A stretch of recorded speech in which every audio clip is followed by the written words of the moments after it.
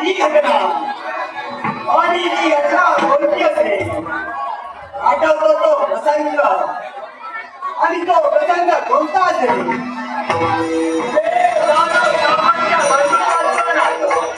अभिजित विलास जावकर विजयदुर्ग यांच्याकडून 100 रुपये आले. श्रीदेव रामेश्वर देवस्थान कमिटीच्या वसंत श्रीधर गव्हाणकर विजयदुर्ग यांच्याकडून 101 रुपये आले. श्रीदेव रामेश्वर देवस्थान कमिटीच्या वतीने त्यांचे आभार. सतीश अनंत जावकर यांच्याकडून 201 रुपये.